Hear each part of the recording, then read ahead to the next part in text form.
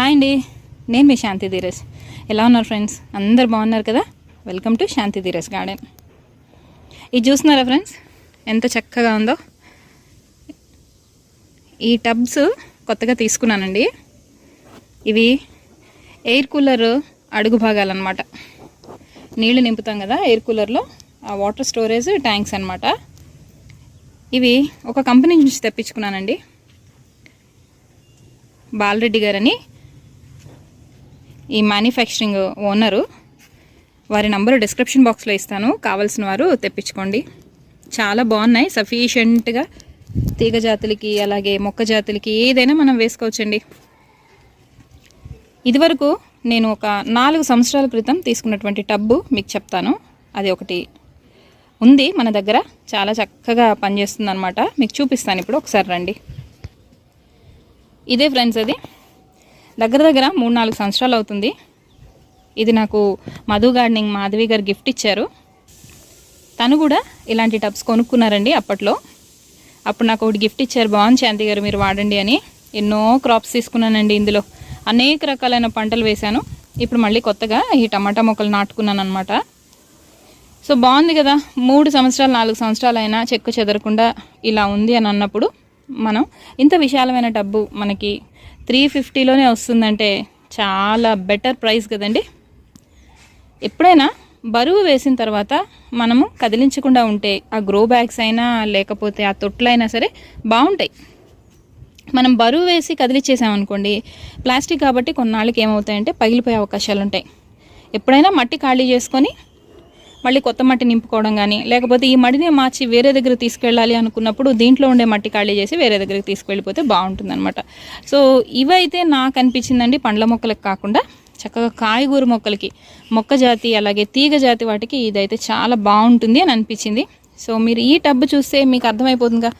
దగ్గర మన దగ్గర 3 సంవత్సరాల నుంచి అయితే ఇది ఉందండి. 3 సంవత్సరాలు పైమాటే. సో ఇది దీని యొక్క కండిషన్ బాగుంది కాబట్టి మళ్ళీ నేను ఒక 3 తెప్పించుకున్నాను అనమాట. చూస్తున్నారు కదా ఫ్రెండ్స్, చక్కగా ఎత్తు కూడా బాగుంది. తీగ జాతులు బాగా వస్తాయండి ఇందులో. నాకైతే హ్యాపీ అండి.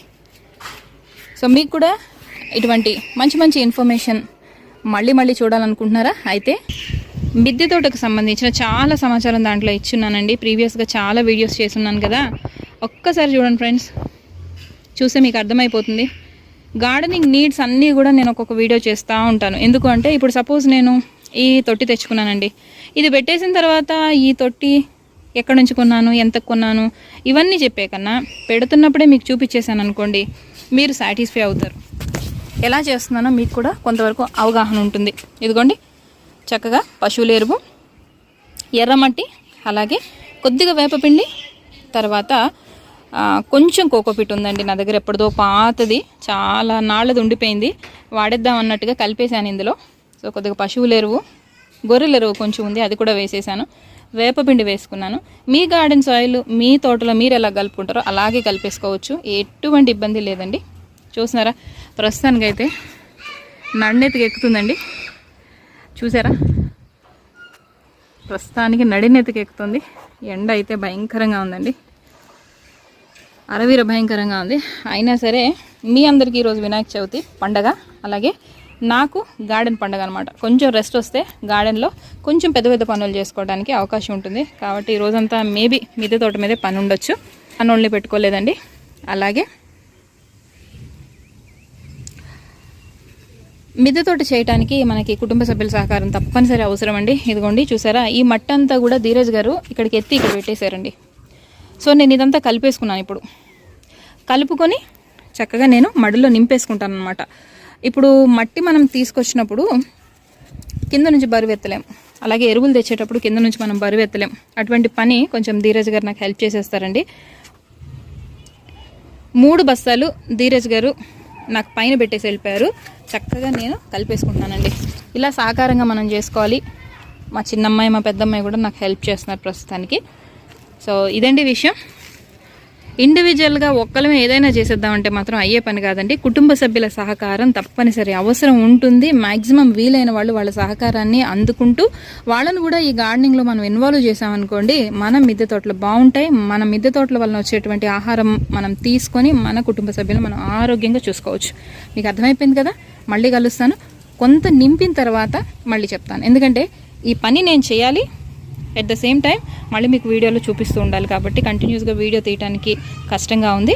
సో కొంత పని అయిపోయిన తర్వాత మళ్ళీ మీకు ఎక్కడి వరకు వచ్చిందనేది అప్డేట్ చూపిస్తాను. పాత మొక్కలు ఉంటాయి కదండి, అవన్నీ తీసి ఇలాగా మిద్దె తోట మీద నేను ఏం చేస్తానంటే ఒక వారం 10 రోజులు అలా వదిలేస్తానండి. అవే ఎండకి ఎండుతాయి, వానకు తడుస్తాయి, చక్కగా ఎండిపోతాయి. వీటిని మనం మట్టి మిశ్రమం కుండీలో అడుగు భాగంలో వేసుకుంటాం కదా, దానిపైన అంతా ఇవి నింపేసుకుంటానండి. నింపేసిన తర్వాత మళ్ళీ చూపిస్తాను మీకు. ఇదిగోండి ఫ్రెండ్స్, మా పాప వేస్తుంది. ఇలా చూడండి, ఇదిగోండి ఇలా బాగా ఎండిపోయినవి వేసుకుంటానండి. ఎయిరేషన్ కోసం అనమాట. మట్టి అంతా గట్టిగా అయిపోకుండా ఉండడం కోసం అని ఇలా ఎయిరేషన్ కోసం మధ్య మధ్యలో కొంచెం లేయర్స్గా వేసుకుంటే బాగా ఎండిపోయినవి వేసుకోండి ఫ్రెండ్స్. ఎప్పుడైనా సరే పచ్చివి వేసుకోకండి. పచ్చివి వేసుకోవటం వల్ల మళ్ళీ వేరు పురుగులు అట్లాంటివి వచ్చేస్తాయి అన్నమాట. కొద్దిగా బాగా ఎండిపోతే బాగుంటుంది. అంటే మట్టి మిశ్రమం అనేది మంచిగా రిచ్గా ఉంటుంది అనమాట. అంటే చాలా సారవంతమైన దాని కింద మారుతుంది అనమాట. ఓకేనా ఫ్రెండ్స్?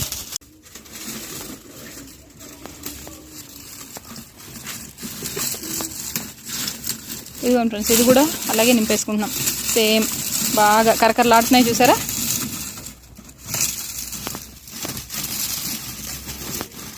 ఇలా నింపుకోండి ఫ్రెండ్స్. మీరు కూడా చక్కగా మనకి ఏంటంటే కోకోపీట్ వాడే అవసరం కొంచెం తగ్గుతుంది.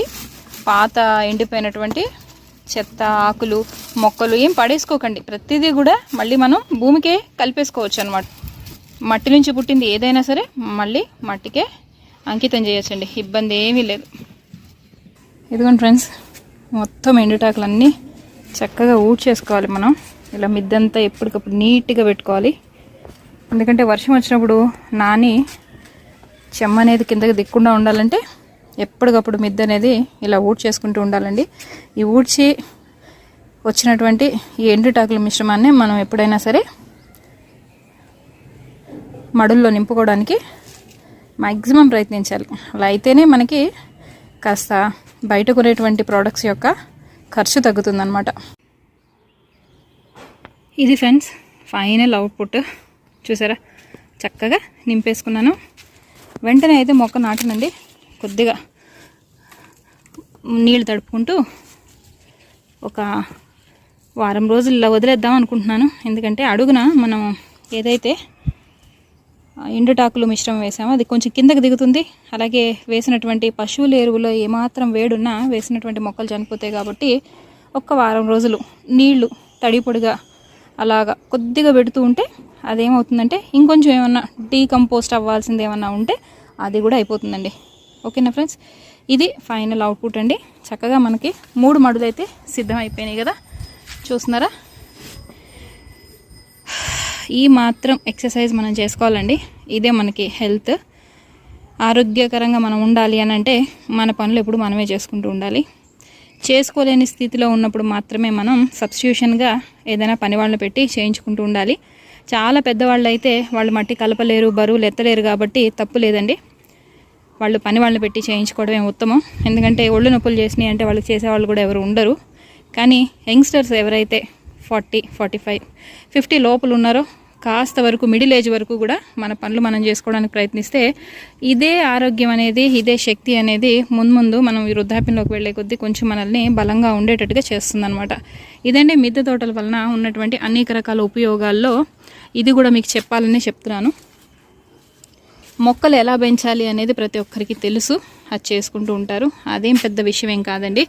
కానీ ఎలా చేసుకుంటున్నాము అనేటువంటి విషయాలనే తెలియజేస్తూ ఉంటే ఔత్సాహిక మిత్రులు ఎవరైతే ముందుకు వస్తూ చేయాలి అని అనుకుంటున్నారో వాళ్ళు చక్కగా ఇంకా ప్రోత్సాహకరంగా ముందుకు వెళ్ళి చేయడానికి ఇంట్రెస్ట్ వస్తుందన్నమాట.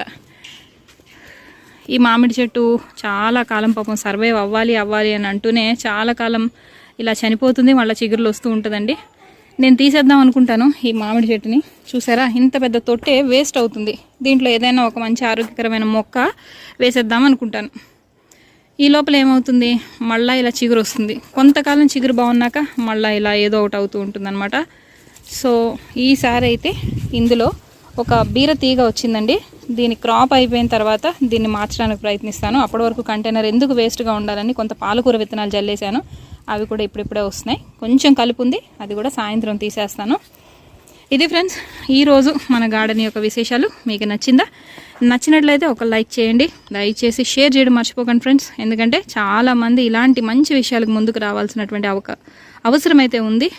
ఎందుకంటే గ్లోబల్ వార్మింగ్ గురించి అయితే మీరు చూస్తున్నారు కదా, ప్రతి ఒక్క విషయం కూడా మనకు అర్థమైపోతుంది ఎటువంటి పరిస్థితుల్లో మనం ఉన్నాము. సో మీరందరూ కూడా మిద్దె తోటలు చేయడానికి ముందుకు వస్తారని. అలాగే ఒక చిన్న రిక్వెస్ట్ అండి, ఈరోజే కొత్తగా మన ఛానల్ ఫస్ట్ టైం చూసినట్లయితే ఇంతవరకు మీరు సబ్స్క్రైబ్ చేసుకోలేదా, అలా అయితే సబ్స్క్రైబ్ బటన్ మీద ఒత్తి పక్కనే ఉన్న ఆల్ నోటిఫికేషన్స్ అనే గంట సింబల్ మీద మీరు ట్యాప్ చేయడం మర్చిపోకండి ఫ్రెండ్స్. దానివల్ల మనకి కొత్త వీడియోస్ మనం పెడుతున్నప్పుడు మీకు నోటిఫికేషన్స్ రూపంలో రిలీజ్ అవుతూ ఉంటుందండి. Thank you friends, thanks for watching.